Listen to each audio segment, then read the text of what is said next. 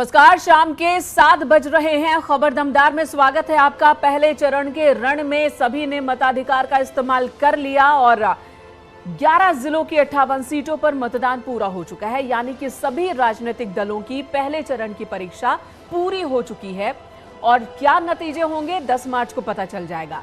और इसी के साथ दूसरे चरण के रण के लिए भी जोर आजमाइश तेज हो गई है। प्रधानमंत्री नरेंद्र मोदी के साथ साथ सीएम योगी आदित्यनाथ ने आज चुनावी रैली की, तो वहीं समाजवादी पार्टी अध्यक्ष अखिलेश यादव और कांग्रेस महासचिव प्रियंका गांधी ने भी जमकर चुनाव प्रचार किया है और विपक्ष पर करारा हमला बोला है। विस्तार से सभी खबरों पर डालते हैं नजर। आज यूपी चुनाव के पहले चरण के रण में जो वोटिंग हुई है 11 जिलों की 58 सीटों पर प्रत्याशियों की किस्मत अब ईवीएम में कैद हो चुकी है। कुल 623 उम्मीदवार चुनाव मैदान में हैं, जिनमें यूपी सरकार के 9 मंत्री हैं, 3 बीजेपी के कद्दावर नेता हैं, वहीं समाजवादी पार्टी के भी कई बड़े चेहरे चुनाव मैदान में हैं। इस दौरान लोकतंत्र की बहुत सी खूबसूरत तस्वीरें भी देखने को मिली। मुजफ्फरनगर में दुल्हन मतदान करने पहुंची, वहीं मेरठ में एक बेटा अपनी 110 साल की मां को पोलिंग बूथ पर लेकर पहुंचा।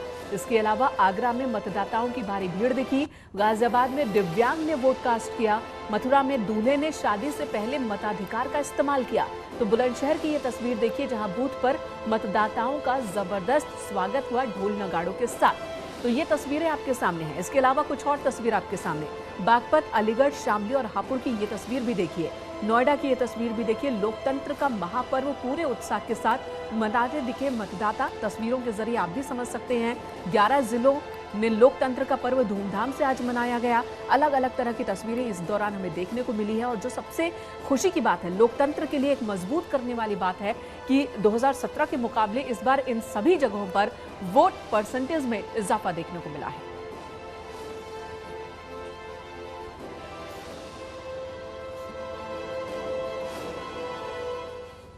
और लगातार बार बार आपको हम बता रहे हैं कि वोट परसेंटेज कितना रहा और ये जानना बहुत जरूरी है। इससे आप समझ सकते हैं कि मतदाताओं में मताधिकार को लेकर, अपने कर्तव्यों के पालन को लेकर जो जागरूकता है वो किस कदर बढ़ी है। ये तस्वीर आपके सामने है। वोट परसेंटेज आप देख सकते हैं। शाम 5 बजे की ये तस्वीर इस वक्त हम आपको दिखा रहे हैं। अलग अलग जिलों में कितना मतदान हुआ है पहले दिन, वो हम आपको दिखा रहे हैं। हापुड़ में 61% वोटिंग हुई है, जबकि शामली में 62% मतदान हुआ है। एक एक तस्वीर आपके सामने है। कुल 11 जिलों में 58 सीटों पर वोटिंग हुई है। गौतम बुद्ध नगर की भी तस्वीर हमने आपको दिखाई। पिछले साल के मुकाबला ट्रैक्टर पे ये जो आंकड़े आप दिख रहे हैं, 2017 के मुकाबले इस बार कहीं ज्यादा वोट परसेंटेज। अलीगढ़ में 57% मतदान, बागपत में 61% वोटिंग हुई है। यानी कि लोगों में रुझान मतदान को लेकर बढ़ा है।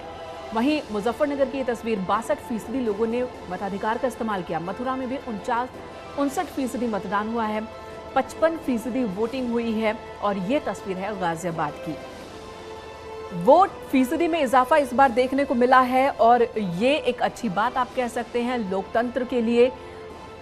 शाम 5 बजे तक की ये तस्वीर। आगरा में 57% मतदान, तो वहीं 61% वोटिंग बागपत में भी हुई है। पिछली बार ये आंकड़ा 50 के आसपास ही सिमट गया था।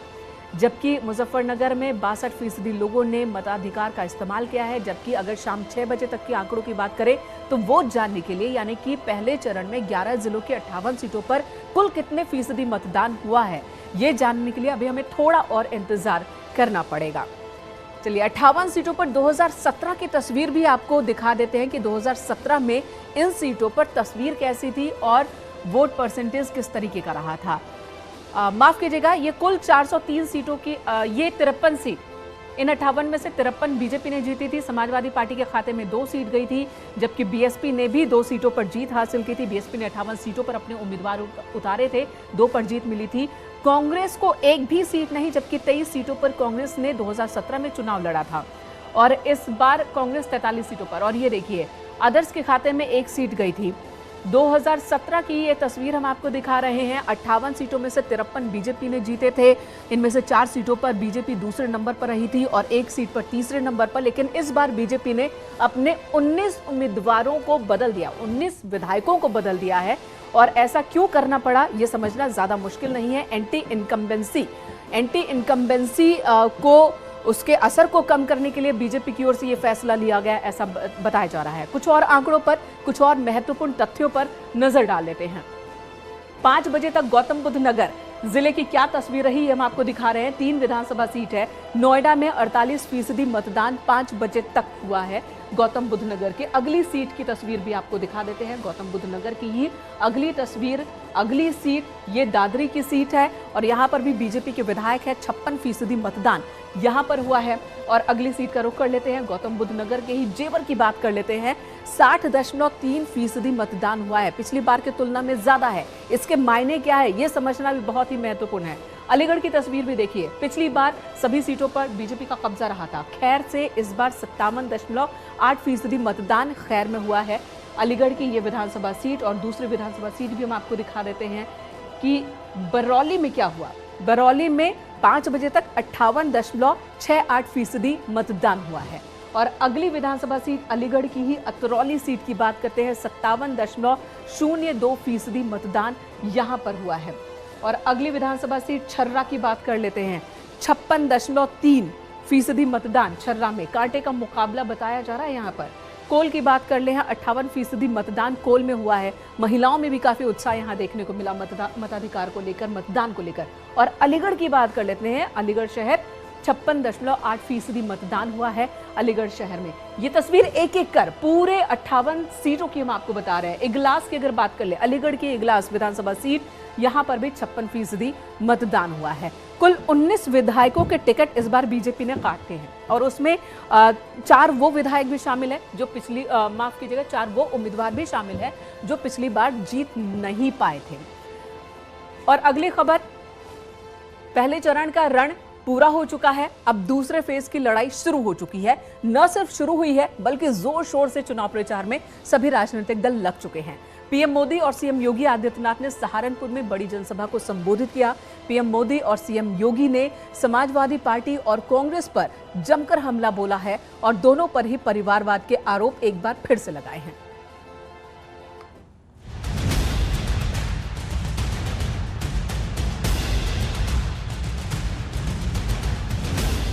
यूपी में पहले चरण के मतदान संपन्न हो गए। अब सभी दल दूसरे चरण की जंग में कूद चुके हैं।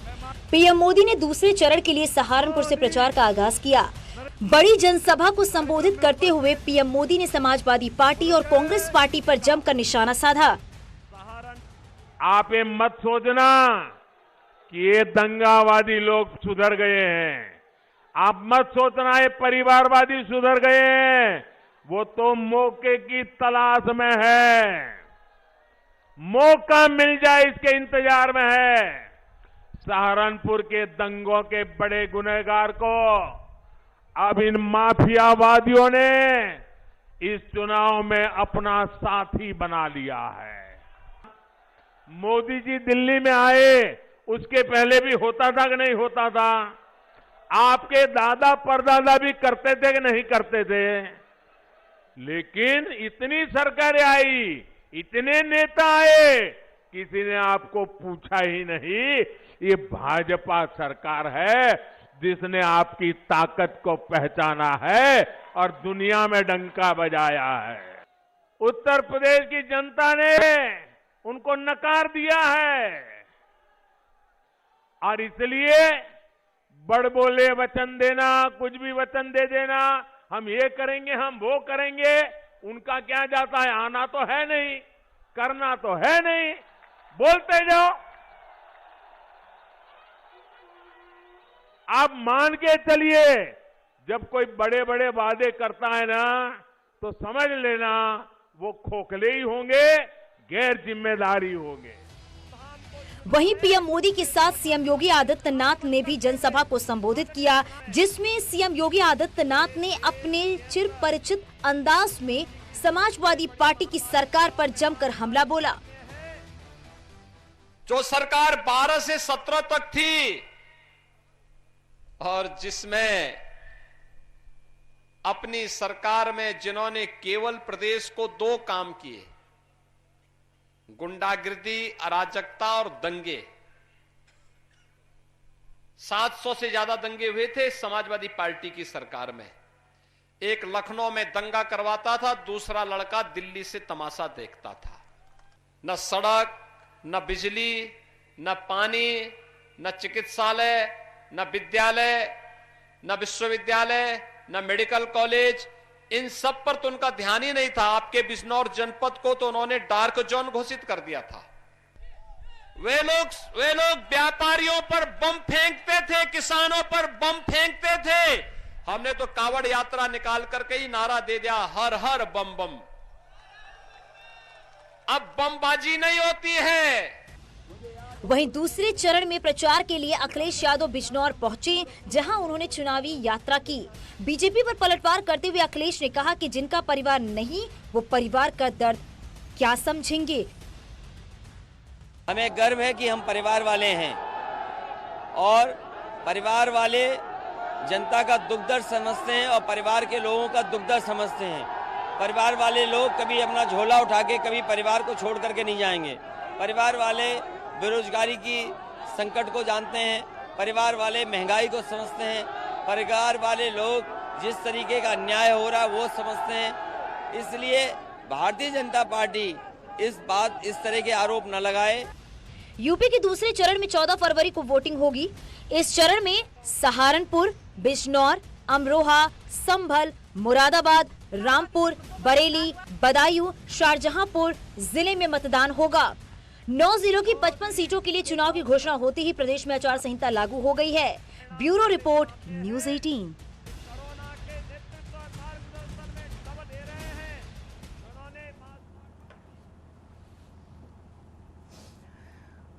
और इस बीच ईवीएम को लेकर अभी से ही वार पलटवार होने लगे हैं। एक तरफ समाजवादी पार्टी के अध्यक्ष अखिलेश यादव ने ईवीएम पर सवाल उठाया, आरोप लगाया कि कई जगहों पर ईवीएम की वजह से मतदान बाधित हुआ।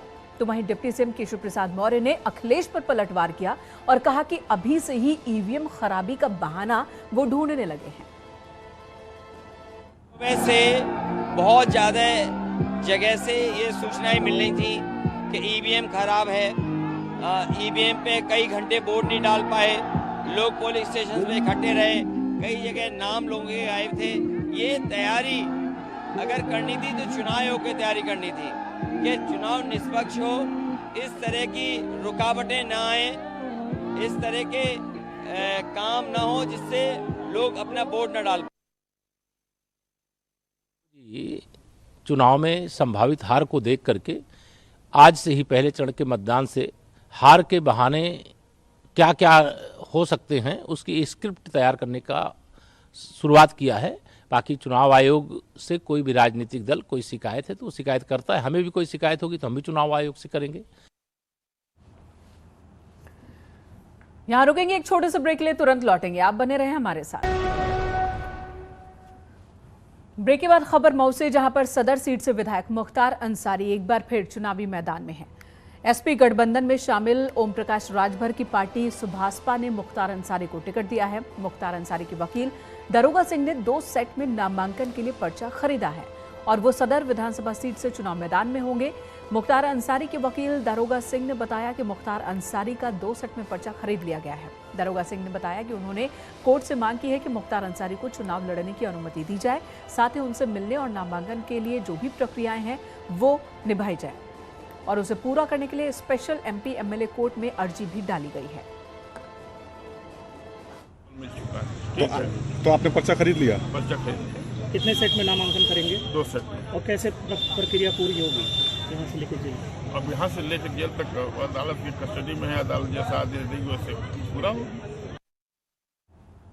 यहाँ एक ब्रेक के लिए रुकेंगे, तुरंत लौटते हैं।